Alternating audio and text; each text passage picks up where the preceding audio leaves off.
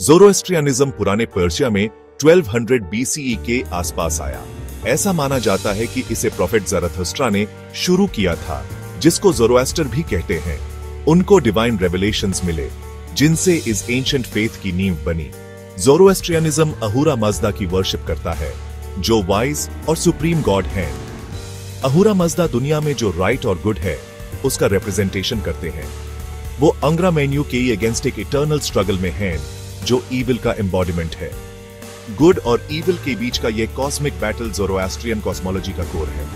ज़रथुस्त्रा की teachings personal responsibility और right wrong choose करने की फ्रीडम की इंपॉर्टेंस भी फोकस करती हैं। ज़ोरोएस्ट्रियनिज्म ने एंशिएंट पर्शिया के रिलीजियस लैंडस्केप को शेप करने में इंपॉर्टेंट रोल प्ले किया।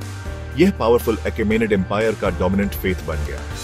साइरस द ग्रेट से लेकर दारियुसाई तक पर्शियन एम्परर्स ने ज़ोरोएस्ट्रियनिज्म को अपनाया। उन्होंने इसके टीनेट्स को अपने रूल में इनकॉर्पोरेट किया, जस्टिस, राइचसनेस और अहूरा मज़दा की वर्शिप को प्रमोट किया। ज़ोरोएस्ट्रियनिज्म के हार्ट में अवेस्टा है, जो सेक्रेड टेक्स्ट्स का कलेक्शन है, जिसको डिवाइनली रिवील्ड माना जाता है। यह स्क्रिप्चर्स ज़ोरोएस्ट्रियन बिलीफ का बेडरॉक है। अवेस्टा रिलीजन के कॉस्मोलॉजी, रिचुअल्स और मॉरल कोड में डीप इनसाइट्स देता है। अवेस्टा कई सेक्शंस में डिवाइडेड है, हर एक का अपना यूनिक फोकस और सिग्निफिकेंस है। सबसे इंपॉर्टेंट पार्ट गथस है, जो 17 हिम्स का कलेक्शन है, जो खुद ज़रथुस्त्रा से रिलेटेड है। ये हिम्स प्रॉफिट की डायरेक्ट रेवलेशंस और अहूरा मज़दा, गुड और इविल की नेचर और राइचस लिविंग की इंपॉर्टेंस के बेयर में उनकी टीचिंग्स बताते हैं। दूसरा इंपॉर्टेंट पार्ट यासना है, जिसमें प्रेयर्स और लिटर्जिकल टेक्स्ट्स हैं, जो ज़ोरोएस्ट्रियन सेरेमनीज और रिचुअल्स में यूज होते हैं। विस्पराद अहूरा मज़दा से रिलेटेड वेरियस डीइटीज और एंटिटीज की वर्शिप भी फोकस करता है। वेंडिडा प्यूरिटी लॉज और स्पिरिचुअल और फिजिकल वेलबीइंग मेंटेन करने के ये रिचुअल्स के बेरमेन है। ज़ोरोएस्ट्रियनिज्म का एथिकल फ्रेमवर्क 3 बेसिक प्रिंसिपल्स भी बेस्ड है, हुमाता, हुक्ता और वार्ष्टा, जिनका ट्रांसलेशन अक्सर गुड थॉट्स, गुड वर्ड्स और गुड डीड्स कहते हैं। ये प्रिंसिपल्स ज़ोरोएस्ट्रियन की लाइफ के हर एस्पेक्ट के लिए गाइडिंग लाइट्स हैं। हुमाता यानी गुड थॉट्स, प्योर और राइचस माइंड डेवलप करने की इंपॉर्टेंस भी फोकस करता है। ये इंडिविजुअल्स को पॉजिटिव थिंकिंग भी फोकस करने के लिए इंकरेज करता है और एंगर, ग्रीड और एनवी जैसे नेगेटिव इमोशन से बचने के लिए कहता है। हुक्ता यानी गुड वर्ड्स, लैंग्वेज की पावर और ट्रूथफुली, काइंडली और एच इंटेंशन से बोलने की सिग्निफिकेंस भी फोकस करता है। वर्ष्ता यानी गुड डीड्स, एथिकल और वर्चुअस लाइफ जीने की इंपॉर्टेंस भी फोकस करता है।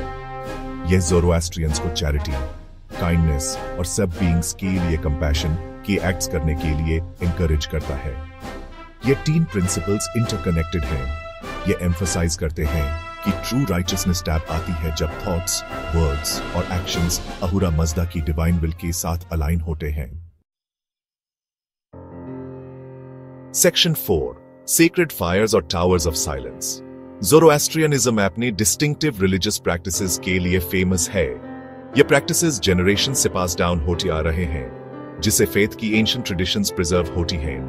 सबसे प्रोमिनेंट है फायर की वर्शिप, एक सेक्रेड एलिमेंट जो अहूरा मज़दा की प्यूरिटी और डिवाइन लाइट को सिंबलाइज करता है। ज़ोरोएस्ट्रियन फायर टेम्पल्स, जिनको अगियरीज कहते हैं, में सेक्रेड फायर होती है, जिसको कंटिन्यूअसली बर्निंग रखा जाता है।